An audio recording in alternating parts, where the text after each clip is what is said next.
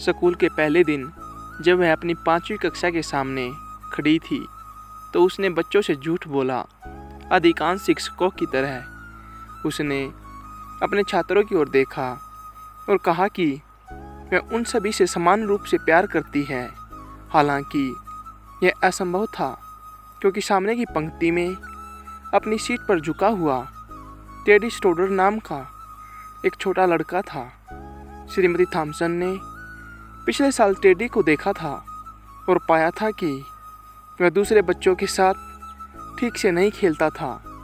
उसके कपड़े गंदे रहते थे और उसे लगातार नहाने की ज़रूरत पड़ती थी। इसके अलावा टेडी अप्रिय भी हो सकता था। यह इस हद तक बढ़ गया कि श्रीमती थॉम्सन को उसकी कॉपी पर एक चौड़े लाल पेन से क्रॉस लगाने और फिर उसके पेज के ऊपर एक बड़ा सा फेल शब्द लिखने में मज़ा आता था। जिस स्कूल में श्रीमती थॉम्सन पढ़ाती थी वहाँ उन्हें हर बच्चे के पिछले रिकॉर्ड की समीक्षा करनी थी और उन्होंने टेडी के रिकॉर्ड को आखिर तक टाल दिया। हालांकि जब उन्होंने टेडी की फाइल देखी तो उन्हें आश्चर्य हुआ। टेडी के प्रथम श्रेणी के शिक्षक ने लिखा, टेडी एक होशियार बच्चा है और हमेशा हंसता रहता है। वह अपना काम सफाई से करता है और उसका व्यवहार अच्छा है। उसके साथ रहना बहुत अच्छा लगता है। उनके दूसरे दर्जे के शिक्षक ने लिखा, टेडी एक उत्कृष्ट छात्र है। उसके सहपाठी उसे बहुत पसंद करते हैं, लेकिन वह परेशान है क्योंकि उसकी माँ को जानलेवा बीमारी है और घर पर उसका जीवन संघर्षपूर्ण है।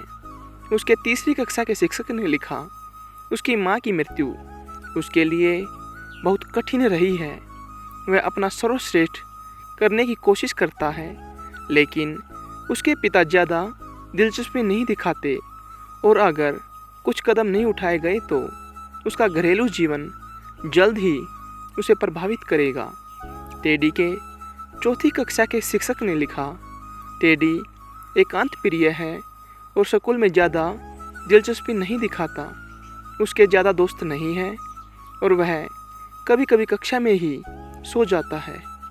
अब तक श्रीमती थॉम्सन को समस्या का एहसास हो चुका था और उन्हें खुद पर शर्म आ रही थी। उन्हें और भी बुरा लगा जब उनके छात्र उनके लिए क्रिसमस के उपहार लेकर आए, जो सुंदर रिबन और चमकीले कागज में लिपटे हुए थे। सिवाय टेडी के उसका उपहार भारी भूरे रंग के कागज में बेढंगा लपेटा हुआ था, जो उसे किराने के बैग से मिला था। श्रीमती थॉम्सन ने अन्य उपहारों के बीच से इसे खोलने का कष्ट किया। कुछ बच्चे तब हंसने लगे जब उन्हें एक स्फटिक कंगन मिला जिससे कुछ पत्थर गायब थे और एक बोतल जो 1/4 इत्र से भरी थी। लेकिन उन्होंने बच्चों की हंसी को दबा दिया जब उन्होंने कहा कि कंगन कितना सुंदर है। उसे पहना और अपनी कलाई पर कुछ इत्र लगाया। टेडी स्टोडर उस दिन स्कूल के बाद बस इतना ही कहने के लिए रुके, श्रीमती थॉम्सन, आज आपकी खुशबू बिल्कुल वैसी ही थी जैसी मेरी माँ की होती थी। बच्चों के चले जाने के बाद वह कम से कम 1 घंटे तक रोती रही। उसी दिन उसने पढ़ना, लिखना और अंकगणित पढ़ाना छोड़ दिया।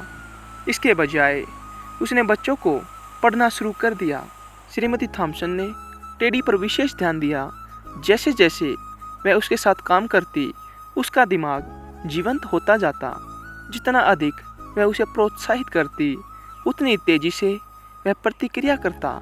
वर्ष के अंत तक टेडी कक्षा में सबसे होशियार बच्चों में से एक बन गया था। 1 साल बाद उसे अपने दरवाजे के नीचे टेडी का एक नोट मिला जिसमें उसने लिखा था कि वह उसके जीवन की सबसे अच्छी शिक्षिका थी। 6 साल बीत जाने के बाद उसे टेडी का एक और नोट मिला। उसमें लिखा था कि उसने हाई स्कूल की पढ़ाई पूरी कर ली है। वह अपनी कक्षा में तीसरे स्थान पर है और वह अभी भी उसके जीवन की सबसे अच्छी शिक्षिका है। उसके 4 साल बाद उसे एक और पत्र मिला जिसमें लिखा था कि उसने स्नातक की परीक्षा पास कर ली है, लेकिन कुछ समय पहले उसके पिताजी का देहांत हो गया है।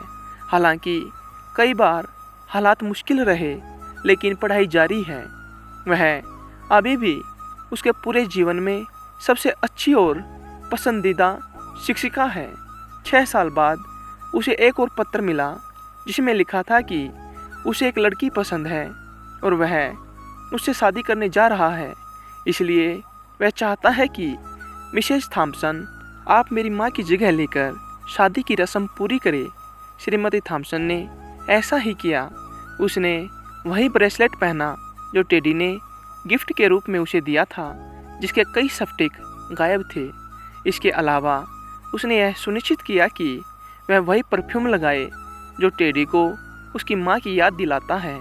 उन्होंने एक दूसरे को गले लगाया और टेडी स्टोडर ने श्रीमती थॉम्पसन के कान में फुसफुसाते हुए कहा, मुझ पर विश्वास करने के लिए और मुझे महत्वपूर्ण महसूस कराने व मुझ में आत्मविश्वास पैदा करने के लिए कि मैं बदलाव ला सकता हूँ, आपका बहुत बहुत धन्यवाद श्रीमती थॉम्पसन।